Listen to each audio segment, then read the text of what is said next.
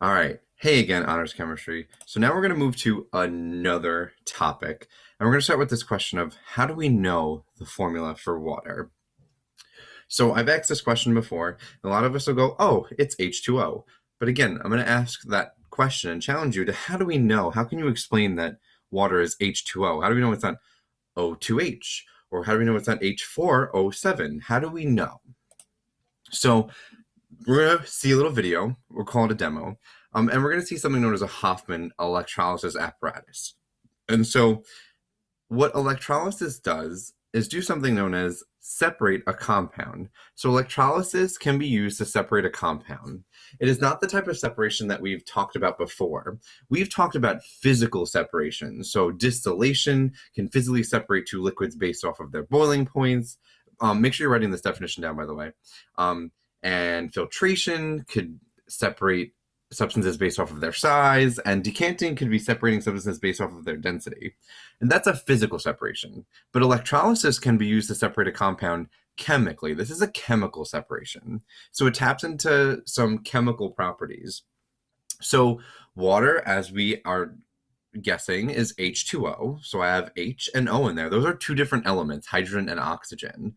So I could use electrolysis to separate water into hydrogen and oxygen and see how much I get. So you're going to watch a video, very brief, and while watching, record some important observations regarding water and its separation in the Hofmann apparatus.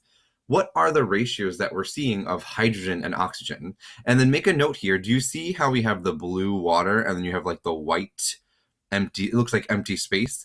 When you watch the video, this empty space is actually going to be filled with gas.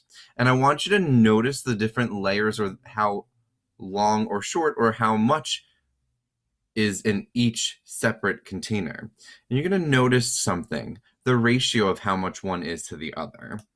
So let's watch this brief video.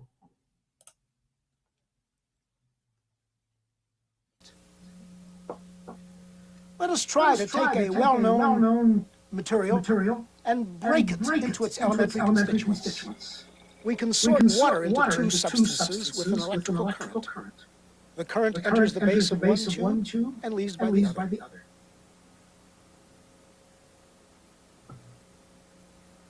Tiny bubbles form and rise within each tube to sum up into a noticeable space.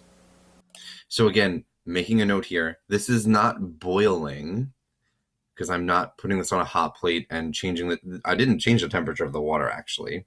This is applying an electric current, and I'm tapping into chemical energy. Remember, there's different storages for energies. There was thermal, there was phase, and now this is chemical energy. And those bubbles this time, because I'm tapping into chemical energy, those bubbles are gonna be hydrogen and oxygen bubbles in separate containers.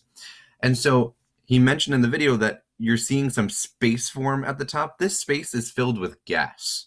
So it's not going to be empty space. It's not like the water level is going down because of nothing.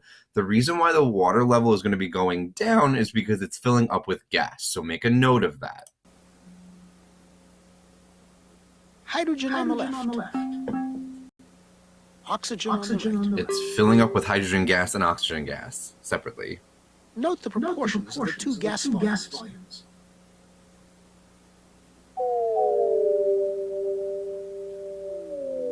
Before our eyes, the famous formula is realized. So again, you have this, it looks like empty space, but I have a lot of gas that formed. And it looks like I have a lot more gas that formed in the left side than I do on the right side. And on the left side, the scientists mentioned that this is all hydrogen gas that was formed. And on the right side, this is all oxygen gas that was formed. And it looks like I have, if I were to try and eyeball it, it looks like I have twice as much hydrogen that formed than oxygen. And this is going to be the reason why we know the formula for water. When I separate water into its separate elements, hydrogen and oxygen, I get twice as much hydrogen as I do oxygen, H2O. 2 volumes of hydrogen to 1 of oxygen.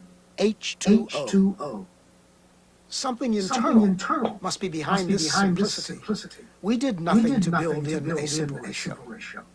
Let's try the reverse, combining the two elements. The steel cylinders hold commercial hydrogen and oxygen. We put equal amounts of each gas into a single strong glass tube. That's the hydrogen. It displaces some of the water that was in the tube. So it moves the liquid water down. It looks like empty space, but that's gas. 2 gaseous amounts of hydrogen. I'm going to put 2 gaseous amounts of oxygen. The gases combine when triggered by an electrical spark. Tapping into chemical energy. Watch again in slow motion. None of the gas escapes from the bottom of the tube. The newly made water just joins what was there. But there is something left over. There is always something left over. We tried all afternoon to change that result. But the gases were stuck.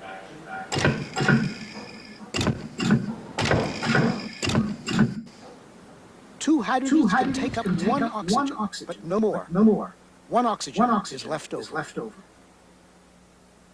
Something deep within water appears to know a little arithmetic. I do not claim there is only one way to explain so simple a result. But if there are atoms, and if within water they do cling into little clusters of the right type, that would explain everything very neatly. H2O.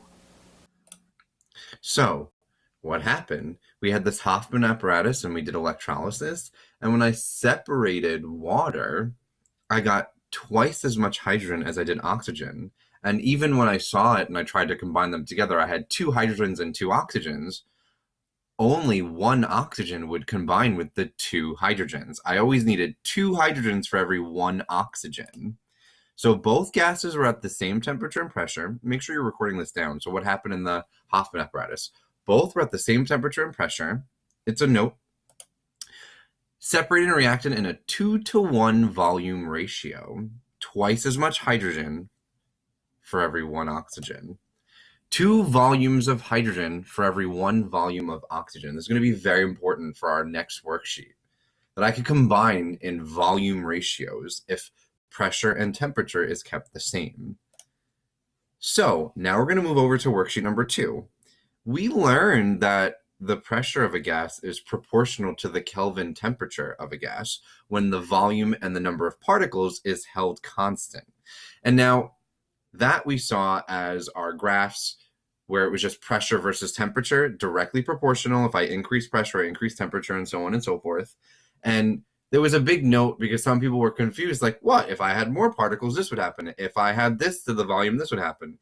But we said that we need to keep volume and the number of particles held constant. Now let's think about if I have equal volumes of 2 gases at the same temperature and the same pressure.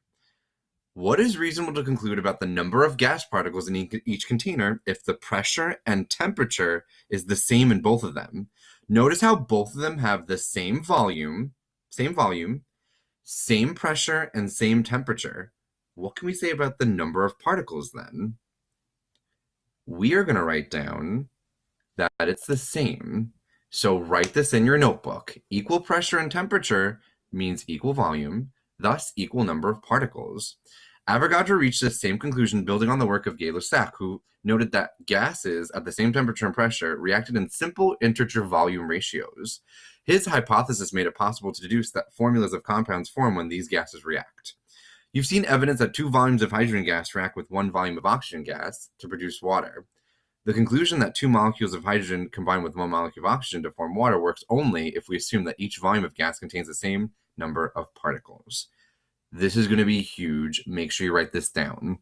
So I could say 2 molecules of hydrogen will react with 1 molecule of oxygen if I have equal volumes and same number of particles.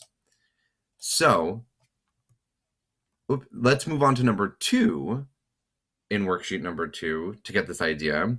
Represent molecules of hydrogen and oxygen in the containers below. React these molecules to form water molecules, leaving no leftover gas. So hydrogen I could write as 1, oxygen I can write as another, right? I'm going to use different colors. And water we know is 2 hydrogens for every 1 oxygen. So we could choose an arbitrary number of particles in each box. Let's just say 4.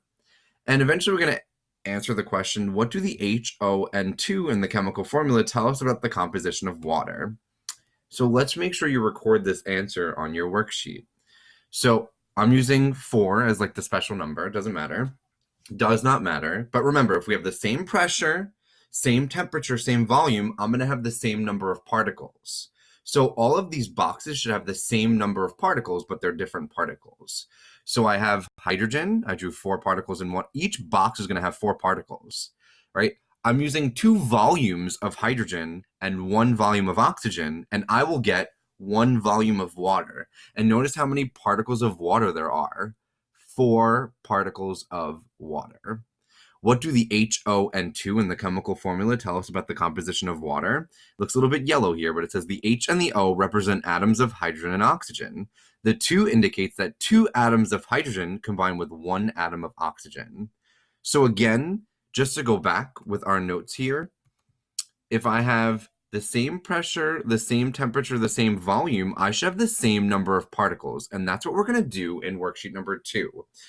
We're going to come up with the magic number of 4 and say that every one of these boxes that are, if it looks like this box, it has the same pressure, the same temperature, same volume, same number of particles. So we could use 4, we could use 8, you could use 3. Every time you draw a box, individual box, I should have the same number of particles in there. And then I know that I get 1 box of water because I separated the water into hydrogen and oxygen. So there's no box drawn here, but I will have 1 volume of water that's produced from 2 volumes of hydrogen and 1 volume of oxygen. So make sure you record this in your worksheet, getting the beginning understanding of this, and we're going to cover more of this in class. Right now, make sure you know, before we get to class, that if I have same pressure, same volume, and same temperature, I will have the same number of particles.